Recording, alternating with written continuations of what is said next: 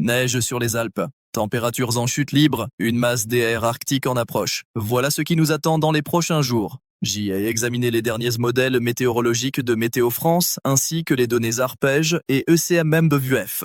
La situation est claire. Un changement majeur s'annonce sur l'ensemble du territoire métropolitain. Et si vous avez vécu des conditions anormalement douces ou monotones cette semaine, vous allez comprendre pourquoi tout ça va changer. Commençons par la situation actuelle, car le contraste à travers le pays ne pourrait pas être plus marqué. Sur toute la façade atlantique, de la Bretagne jusqu'au Pays Basque, c'est doux et humide. Température de 5 à 8 degrés au-dessus des normales saisonnières. Il pleut. Des cumuls importants cette semaine. Le Var a connu des alertes orange inondation ce matin. Cette masse d'air doux et instable stationne sur la région depuis plusieurs jours. Comparez ça au Jura. Les températures sont descendues à -12 ce matin. Un froid vif avec un vent glacial. C'est déjà l'air arctique dont nous allons parler. Le contraste thermique est saisissant. 15 à 20 degrés d'écart entre le sud-ouest et l'est du pays. Dans les Alpes, les conditions évoluent rapidement. Certaines stations signalent déjà de la neige qui commence à tomber. L'enneigement est excellent au-dessus de 1500 mètres. Les températures chutent jusqu'à -10 degrés en altitude. Maintenant, examinons ce qui arrive. Météo France a émis une alerte concernant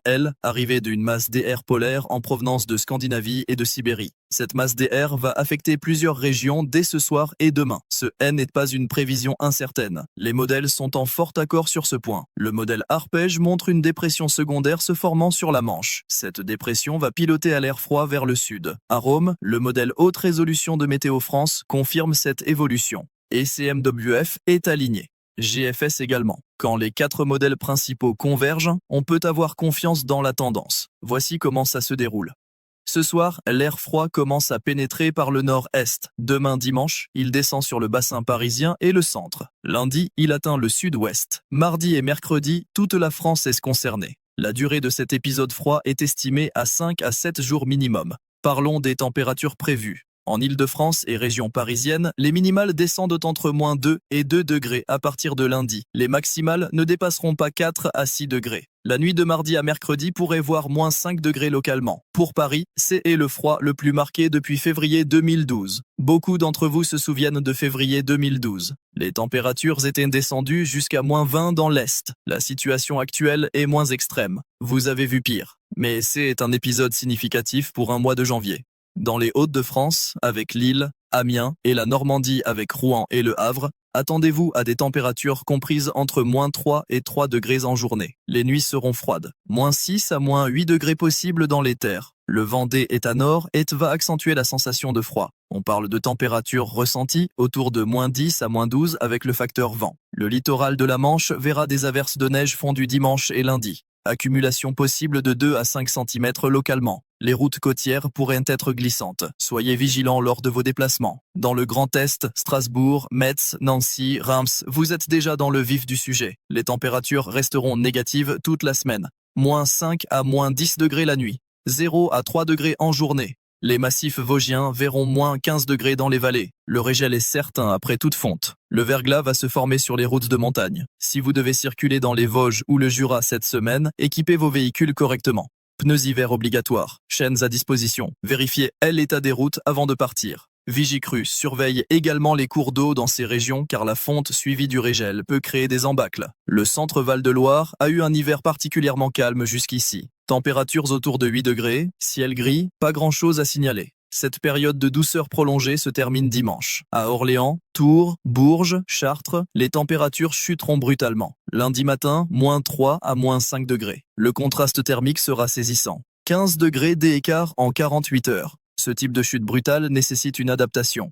Vérifiez votre système de chauffage. Protégez vos canalisations si elles sont exposées. Les personnes âgées doivent particulièrement faire attention à cette transition rapide.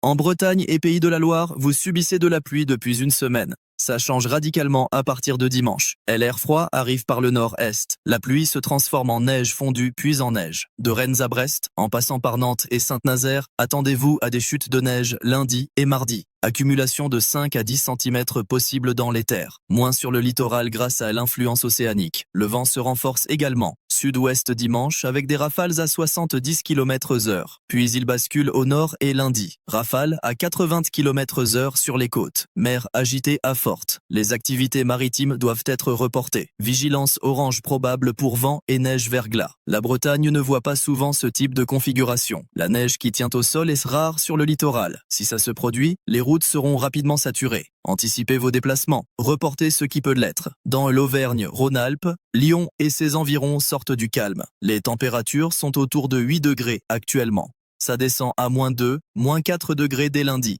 En plaine, attendez-vous à 2 à 6 degrés en journée toute la semaine. Les nuits seront froides, -5 à -8 degrés. Les massifs alpins connaissent déjà d'excellentes conditions. L'enneigement est bon au-dessus de 1000 mètres. Les chutes de neige continuent. Grenoble, Saint-Étienne, Chambéry verront de la neige en pleine mardi et mercredi. Accumulation de 10 à 20 cm possible au-dessus de 500 mètres. Les stations de ski bénéficient de conditions exceptionnelles. Mais attention au risque d'avalanche. Certains secteurs sont en vigilance jaune ou orange. Respectez les consignes. Restez sur les pistes balisées. Le manteau neigeux devient instable avec ces nouvelles chutes. En Bourgogne-Franche-Comté, Dijon, Besançon, Auxerre, les températures se stabilisent entre -4 et 2 degrés toute la semaine. Le massif du Jura verra des chutes de neige continues. 20 à 40 cm attendus au-dessus de 800 mètres. Les routes de montagne seront difficiles. Le col de la Fossile, le col de Joux pourraient être fermés temporairement. Conduisez prudemment. Si vous n'êtes pas habitué à ces conditions, évitez les déplacements en montagne. Beaucoup d'entre vous connaissez ces situations. Vous savez comment réagir. Pour ceux qui découvrent, écoutez les conseils des anciens. Direction le sud-ouest avec la Nouvelle-Aquitaine. Bordeaux, Limoges, Poitiers, La Rochelle profitent encore de températures douces. 6 à 10 degrés actuellement. Ça change brutalement lundi. Les températures chutent de 10 à 12 degrés en 24 heures. Mardi, vous serez à -2, 0 degrés le matin, 4 à 6 degrés après-midi. Cette région subit des montagnes russes thermiques depuis des semaines. Un jour 15 degrés, le lendemain 5, puis ça remonte. Les gens sont malades. Problèmes de sinus, migraines, grippe. Ce yo-yo se termine mercredi quand le froid s'installe durablement. Au moins, les températures seront stables, même si basses. Des chutes de neige sont possibles jusqu'en pleine mardi. Accumulation faible, 2 à 5 cm, mais suffisant pour perturber la circulation. Bordeaux ne voit pas souvent de neige qui tient. Si ça arrive, préparez-vous à des ralentissements importants. En Occitanie, de Toulouse à Montpellier, en passant par Perpignan et Nîmes, les conditions sont plutôt agréables actuellement. 7 à 12 degrés, ciel peu nuageux. C'est la douceur avant le changement. Lundi, l'air froid descend sur la région. Mardi et mercredi, les températures seront comprises entre 0 et 7 degrés en journée. Près des Pyrénées, il fait déjà plus frais, 0 à 5 degrés actuellement. Les chutes de neige continuent au-dessus de 1200 mètres. Ça descend à 800 mètres à partir de lundi. Les stations pyrénéennes profitent de bonnes conditions. Enneigement correct. Température stable autour de -5, -10 degrés en altitude. Le vent de haut temps pourrait souffler en rafale dimanche et lundi. Puis, il bascule au nord. La tramontane se renforce sur le Languedoc-Roussillon. Rafale à 80-100 km/h possible. Combiné au froid, la sensation sera glaciale. La Provence-Alpes-Côte d'Azur bénéficie des températures les plus clémentes actuellement. 8 à 14 degrés. Marseille, Nice, Toulon, Cannes, Avignon profitent d'un temps magnifique. Ciel dégagé, soleil généreux. Ça reste relativement doux même avec arrivée de l'air froid. Mardi et mercredi, les températures descendent à 4 à 10 degrés en journée, 0 à 4 degrés la nuit dans l'arrière-pays. Le littoral reste protégé, 6 à 8 degrés minimum grâce à l'influence méditerranéenne. Le Mistral souffle fortement. Dimanche et lundi, rafale à 80 km/h dans la vallée du Rhône, 100 à 120 km/h possible localement. Le Mistral est un vent sec et froid, il accentue la sensation de froid. Si vous sortez, couvrez-vous bien.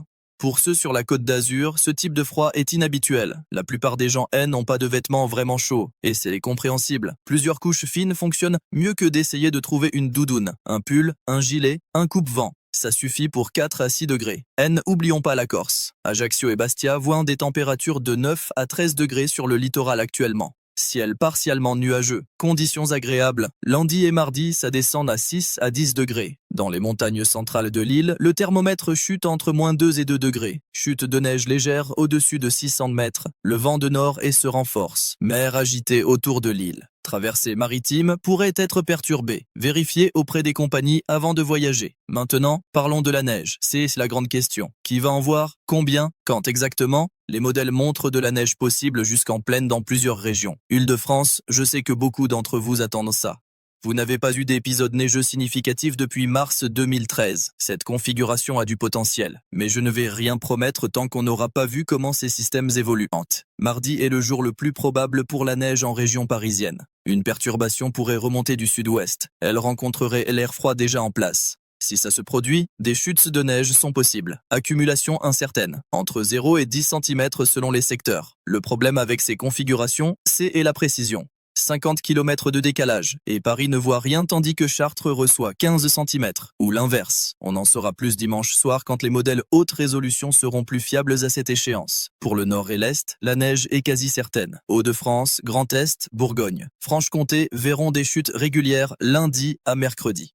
Accumulation de 5 à 15 cm en plaine, 20 à 40 cm sur les reliefs. Les Alpes, les Pyrénées, le Massif central, le Jura, les Vosges continuent de recevoir de la neige. C'était l'hiver normal en montagne, rien d'exceptionnel. Mais les quantités seront généreuses. Bonne nouvelle pour le tourisme hivernal. Comparons avec des situations passées. À l'hiver 62-63 reste la référence absolue. À l'époque, on a eu des mois de gel continu. Les températures sont descendues jusqu'à -20 dans de nombreuses régions. La Seine a gelé, les oliviers du sud ont été détruits. La situation actuelle est moins extrême, beaucoup moins extrême. Février 56 est une autre référence. Vague de froid exceptionnelle, -15 à -20 degrés pendant des semaines. Les dégâts agricoles ont été considérables. Ce que nous vivons actuellement se rapproche plus de février 2012 ou de l'aile hiver 85. Un épisode froid marqué, mais pas historique. Quelques jours difficiles, puis retour à des conditions plus normales pour la saison. Cela dit, ne sous-estimez pas cet épisode. Le froid reste le froid. Les personnes âgées, les enfants, les personnes souffrant de pathologies respiratoires ou cardiovasculaires doivent redoubler de vigilance.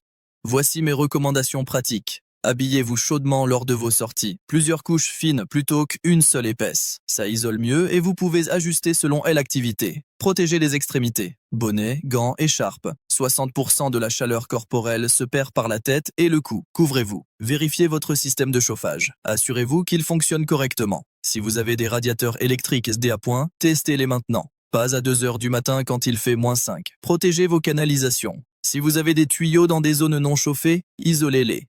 L'eau gelée dans les canalisations peut provoquer des ruptures. Les réparations coûtent cher. Si vous devez conduire, équipez-vous. Pneus hiver dans les régions concernées. Chaînes ou chaussettes dans le coffre. Raclette, dégivreur. Vérifiez le liquide lave-glace anti-gel. Une couverture de survie et de l'eau dans le coffre en cas de blocage prolongé. Sur les routes de montagne, le verglas est le danger principal. Il se forme quand les températures oscillent autour de 0. La route semble mouillée mais elle est gelée. Freinage inefficace, perte de contrôle, roulez lentement, anticipez les freinages, doublez les distances de sécurité.